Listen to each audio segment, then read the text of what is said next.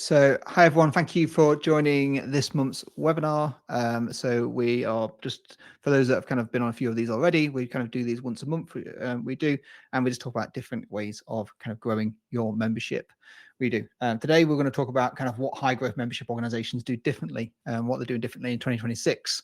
So, and this comes from kind of the organizations we work with, the research we're doing, and just kind of hopefully some of the feedback that we've been getting from other people that have joined previous webinars as well.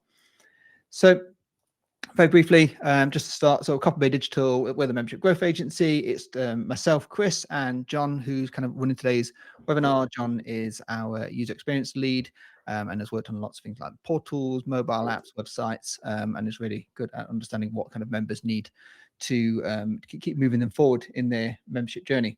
So Copper Bay, we've been supporting organizations of membership and customer growth since 2008, and our mission is to help 10 million members, so your members, to realize the benefit of their membership by 2034. So we see ourselves as advocates for your members, and we do that by working with organizations like yourself. So I will start with Chris, sorry to interrupt you. Go on, you might need to share the slides if you're sharing them yet or not. I'm not sure they've appeared. Share my screen. Can everyone see this? It says I'm sharing it. Hopefully everyone can see that. I can't see it on mine, but it might be showing for others. Maybe someone can drop a message in the comments. Yeah. It says I'm sharing, but I can see you. Only seeing my face. Okay, that's interesting. Sorry about that, everyone. Let me share my slides. It was sharing on my screen. It's never a webinar about a technical problem. Has that changed anything? Yeah, you're on now. You can see the slides. Yeah. Yeah. Okay. Sorry about that, everyone.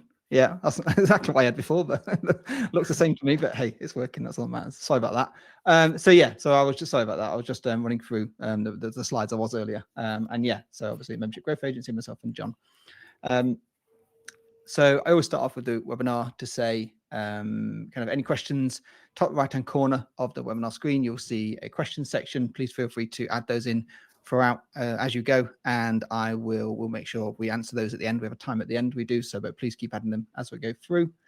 And I guess to really sort of briefly, the aim of today's webinar is just to give you some actions that you can start taking today to increase your membership acquisition. So some practical kind of tactics and things you can start looking at today and working towards. So a very quick poll to kind of get things going. So realistically, kind of what do you see as the largest barrier, largest factor of potential members, reason they don't join your membership? Is it the cost? Do people say it's too high? Is it time that they just haven't got time and they're too busy? Is it the value and they're just not seeing the value in what you're offering? Is it age? Obviously, age demographics is a very popular thing that organizations say, is that maybe some of their members are aging out, or is it something else that if it's something else, please feel free to put that in the chat. So just wait for those to come in. Value, don't see the value. It's winning at the moment. Cost, busy. Yeah, it seems a relatively even split at the moment. So cost, time, value, age. Yeah. Time's creeped up now to 40% of the vote. So yeah, I guess it's interesting there is split. I think there's lots of reasons why members don't join, and that can be, and we're going to talk about that later, about the different types of members and the kind of different profiles they have. So brilliant, thank you very much, everyone. Just to sort of start off as well, to say a lot of the things that we talk about in our webinars is based around the membership growth framework. So today we're talking about kind of acquisition, a bit on targeting, a bit on the conversion and the onboarding, plus some of the retention tasks. So we kind of talk about different aspects of the membership growth framework that we work towards when we're supporting organizations like yours. So to start off with, let's talk about improving targeting and data. So firstly, let's talk about the kind of the relevance principle. So as part of the framework, we have the relevance principle, which states that membership acquisition improves when relevance is aligned across 4 areas: the person, the message, the moment, and the action. So the relevant, are we targeting the relevant person? Who are we trying to attract? Do we know that? Have we got the relevant message? What value or problem matters to them? Is it the relevant moment? So when are they most likely to care or act, sort of thing? Obviously, different times of day, different times of their life cycle, different times of their career, they might have different kind of expectations. And relevant action, what is it that's actually going to take them to convert and take an action to join your membership? So kind of we try and build our marketing strategy around those points we do. And by aligning these in your acquisition activity, you'll recruit more members. Ultimately, if you get those 4 areas right, then basically your messaging that you're targeting of those members is going to be relevant, and they're more likely to take action. If you're off in any of those areas, it could be what's leading them not to take action to join your organization. And one of the ways we solve this is by creating an ideal member profile. So an ideal member profile is a structured description of the type of individual or organization most likely to gain value from your membership and contribute that value back to you as well. So this is used to guide in targeting, messaging, channels, call to actions, and generally your overall acquisition strategy. So what does this IMP deliver? So an IMP, ideal member profile, typically brings together those key characteristics, such as role, sector, career stage, organizational size. So you may have heard these like avatars and profiles in other marketing kind of speak, but we try and build what we do. We build this around the member we do. So it helps with those targeting, the messaging, the channels, the call to actions, as we talked about earlier, being relevant, making sure that you're aligning your messaging and ultimately your marketing activity to their needs. So ultimately better targeting with greater relevance.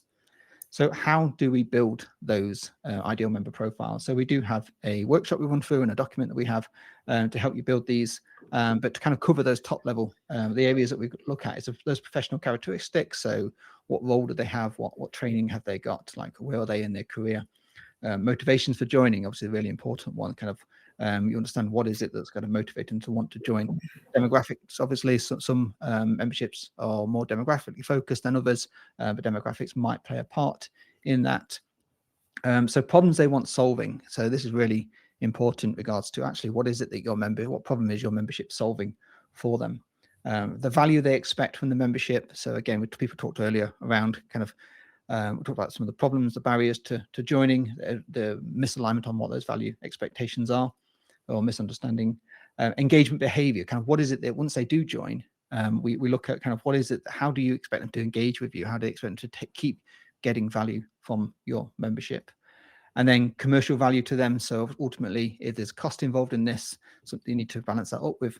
What's that commercial value to them, whether it's to them individually or their organization? Is that because it's a career enhancement? Is that from an organization point of view, being able to win more bids potentially? So what's the commercial value of joining your membership, if any? Not all of these need to have exact answers to these. So sometimes there isn't a commercial value depending on your type of membership, but at least it's being considered to know if that's part of the overall picture. So influence and advocacy potential. So what's the likelihood of your members kind of talking to each other and working with each other to potentially help grow that membership? Barriers to joining, we talked earlier around the different barriers. And is it a cost? Is it time? What is it? So understanding that is going to help you with your targeting. It is trigger moments for joining. I think this is a really important one for me. Is what is it that actually triggers that join decision? It is because again, people tend to join maybe at certain times depending on the types of membership that you have. And then there's data signals that identify them. So what is it? The data signals? Is it jobs? Is it simple as the job titles? Is it, how are you tracking that? What data allows you to help target those people? So this is the process that we work through, building out that ideal member profile to understand what is this ideal, what is the ideal member, where do they fit into all of these different kind of 11 points, and this gives you a picture on how to position your marketing and your messaging. So you may have multiple ideal member profiles as well. So you may have a student ideal member profile, you may have a professional, you may have someone that's local. There's lots of different versions of this, but ultimately you want to make sure you're building these out. So, and just kind of finalize this as well. For me, the bits I've highlighted here, those motivations for joining, problems they want solved, commercial value, barriers to joining, and trigger moments. These are kind of where I see the biggest opportunities to make sure your marketing strategy is aligned to their needs. They are, if you really work on those bits. So building out those ideal member profiles can be a really powerful way of helping you position your marketing and your messaging and your value proposition. And so taking that a step further, then what does a successful acquisition campaign look like? So looking at it from a visibility point of view. So what is a successful strategy? So it was to ask the question kind of what defines whether your acquisition strategy is good or not. The simple answer is the number of new member acquisitions that strategy is driving. Now, obviously, that's a great metric to have, but only measuring that one number does not tell the full story and robs you of the opportunity to continue to improve your acquisition strategy. So we kind of like to expand on that a little bit. Say it's more of a what defines a good acquisition strategy is a consistent pipeline of new members with visibility of the member journey. Knowing that member journey and the different phases they go through and what's working, what's not working is a really positive way of being able to have a great strategy and to build on that strategy as well. So following on from that, kind of what we talk about is optimizing every stage of the member journey. So visibility, how many people are seeing your organization, engagement, how many people are taking action, whether that's downloading posts, reading articles, opening emails, conversion, how many people are applying to join your membership, and then onboarding, how many are completing that join process. So understanding this is quite high level for this presentation, but understanding these, being able to track at these different stages really will help you understand what is and what isn't working in your kind of acquisition strategy. One of the things to say is when we speak to lots of organizations, many optimize just for this, the visibility side. So they're talking about how many people are seeing their adverts, how many people are seeing their LinkedIn posts and things like that, which are all great. Visibility is really important. But sometimes without knowing the kind of engagement, conversion and onboarding kind of process and steps and where people are dropping off won't give you that full picture and doesn't allow you to optimize for a better way of managing of growing your membership. So these are the kind of key areas we're going to talk about primarily today: visibility, conversion, onboarding. But obviously, engagement obviously has its own area to talk about maybe in a future webinar. So visibility, paid versus earned or owned kind of marketing. So I just want to kind of summarize this bit and how we see this and what a good, when you've got a strong acquisition strategy, the difference between the two. So having a paid strategy is fast and reliable way to reach new potential members. So reaching new members is a really key part of paid. There's a reason why paid marketing has been a thing for decades, if not longer, where being able to pay to get your message, your voice in front of new people, in front of other people's audiences is a really powerful way of reaching those new members very quickly. Downside is it can cost more in the short term. It can feel like an expensive strategy, but it does drive the results. Hence why there is that cost there. And then there's this earned owned. So earned owned in the sense of kind of maybe like the blog articles you're doing, the websites you own, something that's not necessarily using other people's channels. It's using your own. That's a great way of having your great long-term sustainable strategy to maintain those numbers. So if you can get those working with a good SEO strategy, a good content outreach, a good word of mouth strategy with your current members, can be a really sustainable way of growing your membership. Slight problem with that, it just takes a long time to integrate and is also slow to adjust that strategy. If you find the strategy is not quite working, it can feel a little bit sluggish to adjust that strategy because it takes time, because it involves a lot of people. Typically it does. So a paid strategy is quite a faster way of delivering on that kind of membership growth. So to kind of run into that a little bit more. So running paid ads or running paid media allows you to reach the audiences you want to reach with earned marketing efforts. So ultimately, the tip here is to run both paid and earned marketing campaigns. But this allows you to dial up paid when acquisition falls below targets. Again, having a paid media strategy allows you to to increase that and decrease that as and when you need to, on a much faster basis. Whereas that earned and owned marketing strategy just takes a little bit longer to adjust. It does. And then just to kind of, from a visibility point of view, just to consider the difference between that paid and earned and different channels is the member journeys are no longer linear. We've kind of mentioned this in the previous webinar. and they'll interact with you multiple times before taking action. Multi-channel approach allows you to reach them multiple times and build trust. So people will interact with you in many different ways. They will do, and it's very unlikely it's just going to be a simple, they see your landing page and then decide to join on day one. It's just not the way people work anymore. So what that leads into is this kind of multi-channel strategy. It's more important than ever to have this ability to reach more people across multiple channels. It's just what we're used to now. We've talked in previous webinars about how people are split across different channels nowadays.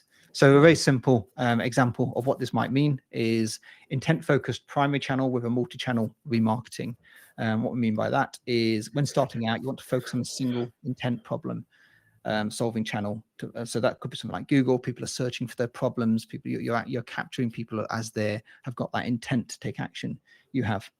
And then that multi-channel is then you remarket across multiple channels. So then they start, once they've taken that, once you've captured that initial intent, they've visited your website, they've taken an action, they've downloaded something or whatever that may be, you then allow to remarket to keep pushing that message across the different channels. So real simplistic way of just driving growth through this kind of paid strategy. It is. And then a slightly more advanced version of this is a intent-focused primary channel with brand awareness, remarketing, and sort of lookalikes.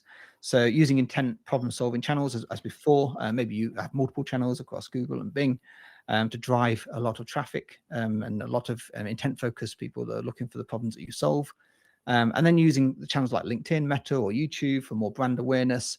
So you're running direct campaigns on those with targeting, using the targeting data you've built from your IMPs, and then running those remarketing campaigns for people that have shown any interest and just keep providing your adverts to them to show it to them.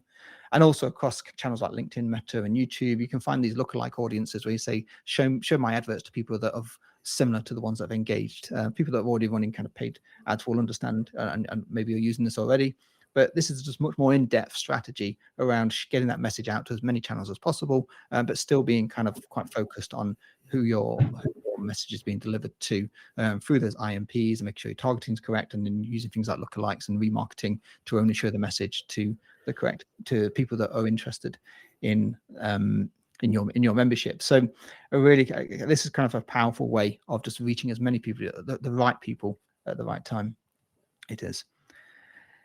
And one final thing to say on this kind of visibility side is you don't have enough assets. It's very rare that we speak to organizations that have enough assets. We're having more opportunity, creating more images, creating more videos, creating more blog content.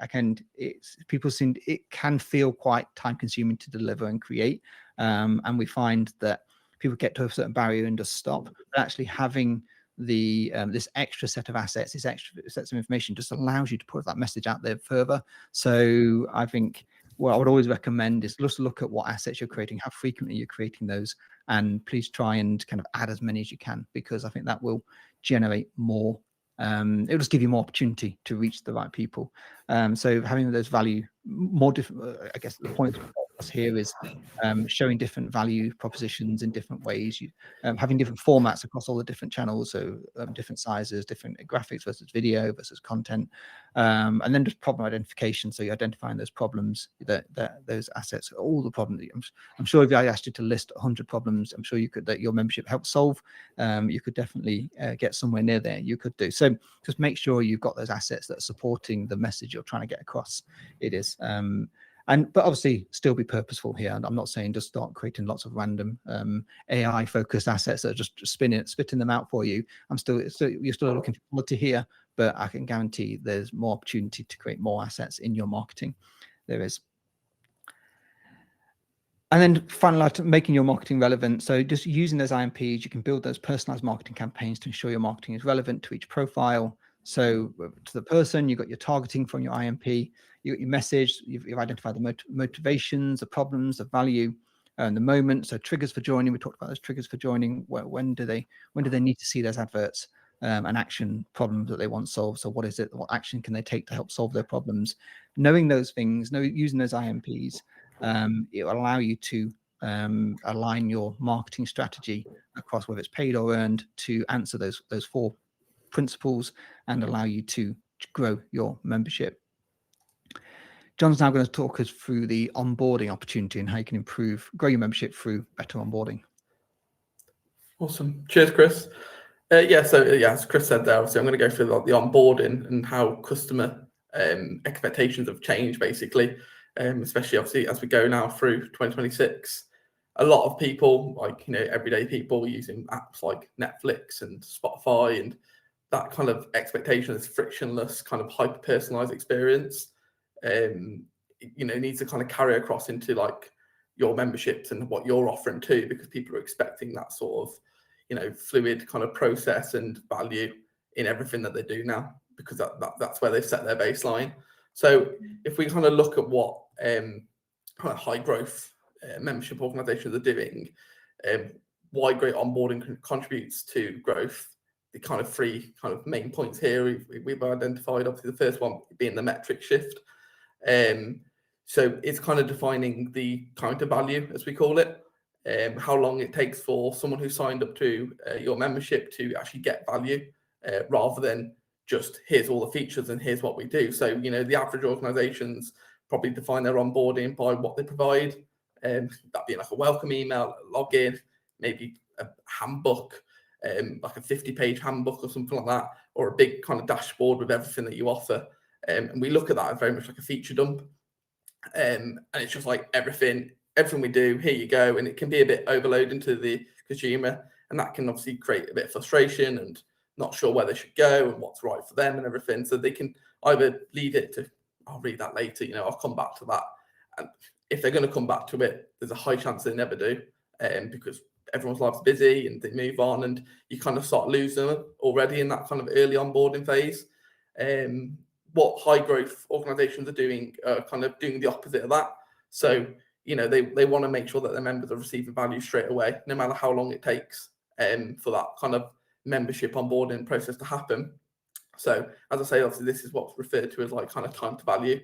And so from the moment they apply or pay for their membership, you've got kind of a countdown, about 72 hours or sometimes longer, and sometimes a lot less depending on what it is that you're offering, when like buyer's remorse can kick in. And obviously people, depending on what the value is of your membership, they can start questioning whether it was the right thing for them, whether they actually, I'm just going to cancel it. If you got a 14-day grace period, they cancel it, or they just never come back. And obviously, therefore, if they don't come back, they're unlikely to renew it next month or next year, depending on what your kind of renewal is.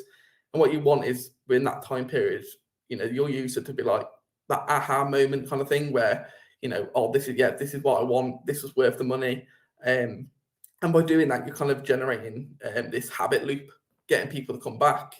Instead of giving them 20 resources, ask them to do something that's maybe small, or maybe introduce them if you've got like a forum or a social media platform to encourage them to engage with what you guys are doing. Some memberships you see, you get badges when you do certain level of engagement with the portals. Like, is there a badge you can get them to do? Create this kind of sense of, oh, I'm going to come back and keep engaging with this, and that creates that habit loop. So from like an onboarding journey, straight away, really early days, what can you do to create that loop and that value straight away to make them want to come back the next day, the day after that, next week, and so on? Is kind of what's contributing really to the higher growth organizations. That kind of leads on to that really early step, which is the pre-activation stage. So if we go to the next slide, Chris, this kind of pre-activation stage is quite key to that onboarding, really. We talk about time to value, and as I say, some organizations, there could be a window of time, whether that's hours, days, weeks, months, you name it, how long it takes for that vetting process to happen. And in that moment of silence, that breeds a lot of doubt to your members. And they, as I say, buyer's remorse can kick in there as well. So what is it that you can kind of give them instant kind of reward, instant value, in that first 48-hour kind of window? And as I say, when I say instant reward, it might not be a massive kind of free time-consuming thing there. It could be just a video from the CEO of the member organization. It could be a nice welcome video. It could be a free report. it could be anything, that whatever you're offering, that just, you know, just enough to make them go away, read it, maybe get a bit of value from it, and go, oh, I've got something back for what I've given. And, you know, some people might be spending a lot of money as well in the first instance for signing up for that membership for the year, if they're paying for a year as well. So it's kind of making them feel that they've got something instantly, and that straight away creates more of a happiness for them, that, you know, they've not just given everything and not received anything. And another big part of that is that zero-party data. So zero-party data is asking just questions that they might not be really realizing that they're giving that data to you by asking those questions, and that might be done through emails. You know, once someone signs up, can you have an automated email that sends out saying, you know, what's your goal for the next 90 days, in a certificate, networking, so on. What is it that, you know, you can kind of get them to give you some more data outside of what they've already given you. And by doing that, you can actually then create a personalized kind of welcome. So it might be a few days later that they get kind of vetted. If they've already given this data that what their first goal was for the first 90 days, you can almost flood them then with that content, like lets them achieve their goal. And then instantly they're going to start engaging, because they've got a goal, they want to reach it. But if you, as I go back to the other point, if you just feature dump everything, they're going to be unlikely to know where to go, and they're going to get frustrated. And as I said, they might fall out of the habit loop, and creating a more personalized experience will create that habit loop. And again, giving people a bit of when they get their membership, in that first really early onboarding step, giving them a sense of progress is really important. So you see it a lot with memberships. When you sign up for things, you know, it might be like 20% of your profile's complete, you know, finish it today, or 90% of your profile's complete, upload a profile picture, or tell us this or tell us that. And it kind of makes them think, oh, I can just quickly finish that today. Then, you know, they're engaging straight away, but actually they haven't got any value yet. They're just engaging with your platform. And that just creates that sense, you know, building that habit loop again, making sure that they're coming back, and giving you that zero data as well, where zero party data. So that can be a really good kind of secret weapon to making sure that they're engaging with you almost on the offset of signing up to your membership. And then, yeah, as we go into that, obviously, when I talk about personalization as well, what good onboarding really looks like in 2026, as I mentioned, that personalization of the portal, move away from that static. Every day you log in, it's the same portal, it's the same one size fit all. Whether they've said this or that, they get the same introduction page. You know, you want to try and look to personalize that. And again, using examples of Netflix, you know, you don't go onto Netflix each night and see the same portal, the same shows, A to Z. They're very much based around what you've watched, what you might be interested in.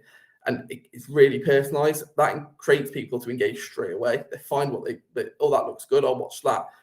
Within 10 minutes, they're watching the next show. They're not spending hours or even just turning it off and just going back to normal TV. They're engaging, they're finding something they want to watch. And that can be progressive disclosure too. So, you know, you, rather than giving them everything off the go, just give them what they've kind of given you in terms of data of what they might be interested in. You know, you might have all these features that they don't know about yet, but it doesn't mean you have to give it them instantly. You know, people just get frustrated with that. They get a cognitive overload, and they don't know where to go, and anxiety of what decision to make and everything like that. So they just leave it. That's just how humans are, how their brains work, in that essence. So yeah, if a member's told you their 90-day goal was networking, then the day one screen that they go to that portal on should be the course shouldn't be the course library, sorry. It should be, you know, networking events, RSVPs. You know, the course library can come later after they've done what their 90-day goal was. You can then start getting their data, what they're doing, and giving them that fresh content for them. And again, empty states in the portal is another little tip I will mention, is that, you know, you go to an inbox or the forum feed empty because they haven't engaged yet. You know, give them a nudge to start engaging. Don't just leave it, there's no post here, or there's no messages. Have something instantly to start and going. You know, oh, jump in the forum today, start talking with the members, or, you know, a welcome message in their inbox, even just to get them start engaging.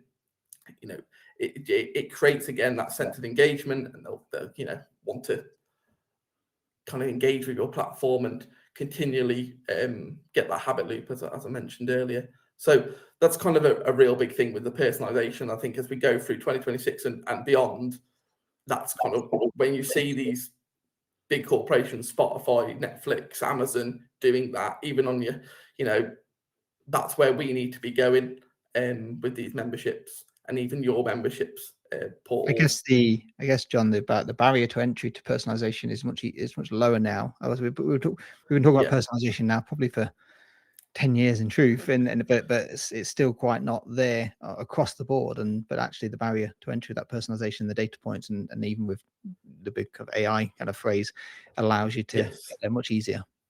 Yeah, 100%. So that's it. And again, it doesn't have to be through the portal. Email marketing, as I mentioned, what emails are they receiving straight away?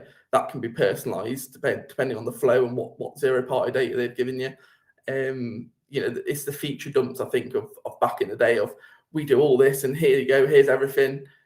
People don't want that now. They just want what they want at the end of the day. They don't really care for all the other stuff. And it might be that your membership is only, there's 10% of it they want to use. That's fine. Give them that 10%, let them engage, create that habit loop, and they may end up using the rest of the 90% later, kind of thing. So that's kind of where we're going in terms of that onboarding process. Obviously, there's loads more after that, but that straight away early stages, I think, is really key, and that creates that retention as well. They're likely to renew next month, next year, and so on. Yeah, brilliant. Thank you very much. And to kind of continue that on with regards to retention. So the kind of final part of today's webinar is ultimately at its kind of most simple message is low engagement gives a higher risk of cancellation. It does. If they're not taking the value from their membership, then they're more likely to not renew. And so it's, I guess, engagement rates would, I guess you're measuring those engagement rates, but what they are, just because it's low might not be low for one person. One person's low might be some person's high, another person's high. Obviously, individually, I guess that personalization, people's expectations, going back to the ideal member profile, understanding what the expectations of that person is and what the goal they're trying to achieve with your membership is, then that helps you understand what an engagement profile should look like. It should do. I'm sure we all have sort of examples of memberships where you have a portion of your membership which are really high engaging, really kind of taking advantage of all the value that you offer, and you have some that are kind of ticking over year on year but actually have quite a low engagement profile. So it's not individually just a case of, it's not just a case of saying low engagement equals risk of cancellation. It's more about that trend, the personalized kind of what's low for one person is going to kind of help you understand whether they're going to potentially cancel. So to solve this, you need to look at kind of member scoring. You do. So you need to track those sign up and renewals, event attendance, training resources access, support access, email, social media engagement, portal access, plus lots of other things. Obviously, you guys have understand what your membership are offering, but you need to start tracking those and scoring those. You do. And the way you do that is through your CRM system is going to be central to this. If you have one, not everyone does. And if you don't have one and you just have lots of disparate systems, you've got connectivity tools like Zapier and maybe kind of direct integrations. And there's lots of AI tools out there now, like make.com allows you to pull things together. It does. So using tools to pull the different engagement options and how people engage with you, even down to your email marketing, is a great way of helping you build that kind of scoring. Plus, you'll have lots of reports from your portals, your learning management system, maybe even just some Excel. Maybe for an event, for example, you might have an Excel list of people who attended. You've got lots of data out there. You have. So the key really here is kind of collating that together. In an ideal way, you want to be using tools like Zapier, or your CRM does it all for you already. There are kind of tools out there. So Member Metrics is a tool that we provide, which just gives you that actionable AI insights and automations to grow your membership. But ultimately, it tracks those engagements. It does. It allows you to track every single action across all the different platforms, and then start scoring your members. It does. So building that kind of data is a really key way of understanding the trend of those individual members, to understand whether their membership, whether their engagement is going up, going down, plateauing, or maybe you never even kicked off in the first place. Again, going back to John's point about those kind of onboarding stages, maybe it never actually got to a certain stage, and building automations around that is key as well. And so to take that to the next stage, because that the member scoring is allows you then to build those personalized re-engagement action plans. So action plan is key here, to say, when you know someone is dropping, if you know someone is dropping off, it's one thing, but being able to turn that around is another. It is. And if you're able to identify from the ideal member profile and the onboarding stage, that zero party data, to understand what value the member is looking for, or the problems they're looking to solve, it allows you to build a custom action plan to understand how you can get them to re-engage. You can do so.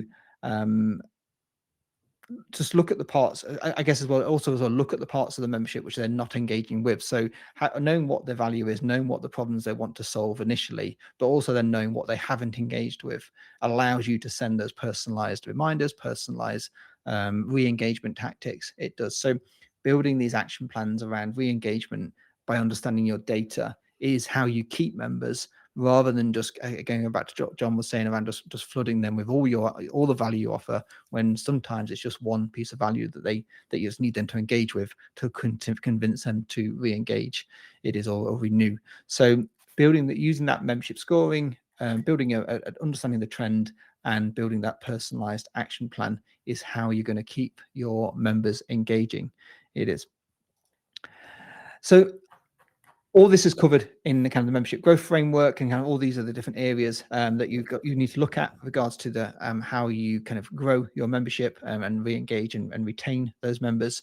So I'd recommend we'll send a link out to that kind of framework as part of the follow-up from this webinar. Are there any questions that's from what's been covered today? Let me just check the question section. Feel free to drop those in.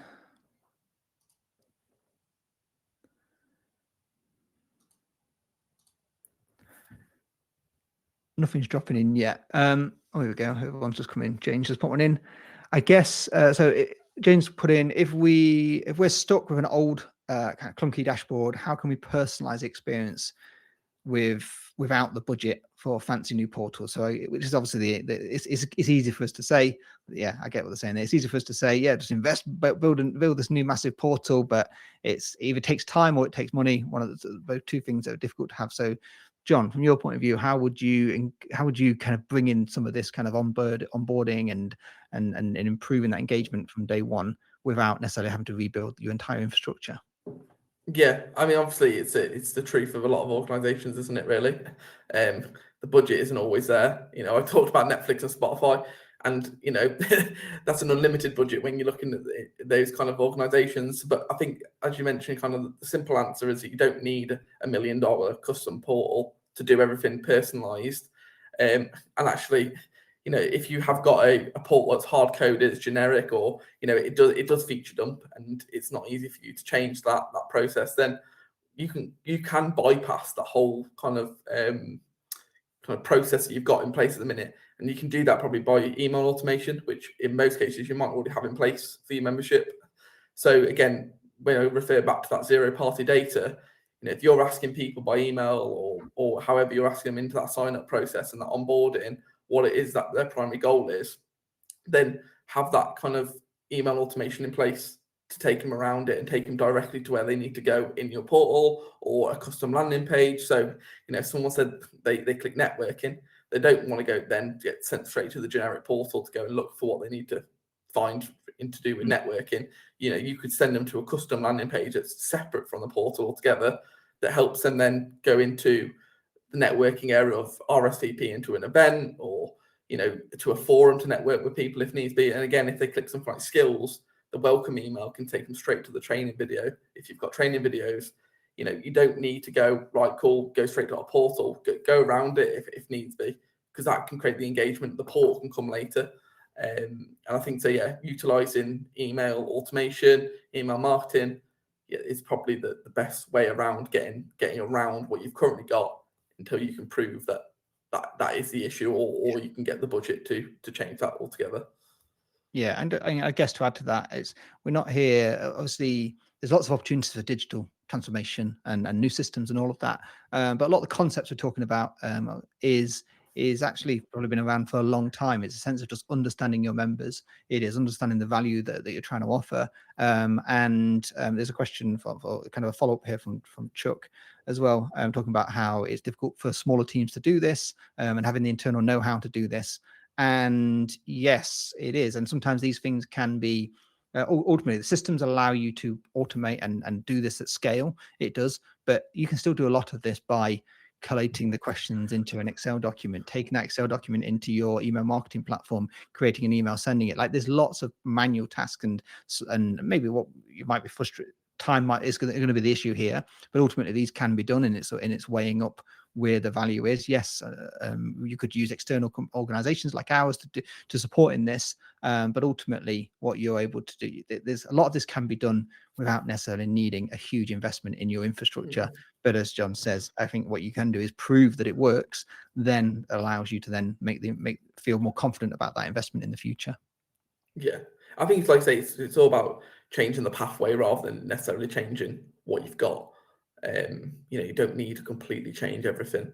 Yeah, You could just be as simple as setting up a custom landing page with minimal budget and just directing them to that before they get to what your old system that you don't want them to see just yet. It could just be content linked for an email. Yeah. It's just directing them to where they want to go. Like I say, the personalization step, isn't it? Really, it's the kind of Most keeping there and organizations, obviously reduce. Yeah. most organizations you see do have sign up forms on their website. They may link to Jot forms or a WordPress form or something like that, or something that really is relatively simplistic and it's in implementation. But those tools can still be quite powerful by hooking into those as soon as the form gets received. Start categorizing, putting tags against that form, and then, like you say, having automated follow-up emails. Like, none of those are necessarily hugely large investments. You may already have the tools already being used. You're just not taking advantage of them. So yeah. Cool. Thank you very much. Any other questions? I think that's it for questions today. So yeah, thank you everyone for joining the webinar. Appreciate taking the time out of your day to listen to us. Next webinar, as I say, these are monthly, so we'll be sending out kind of follow-up details in May. If you have any suggestions, any topics you'd like to cover, please let us know on email or respond to the email that you get. We read out all the responses we do. And yeah, thank you very much, and love to chat to you in the future. Thank you. Cheers. Cheers. Thanks all.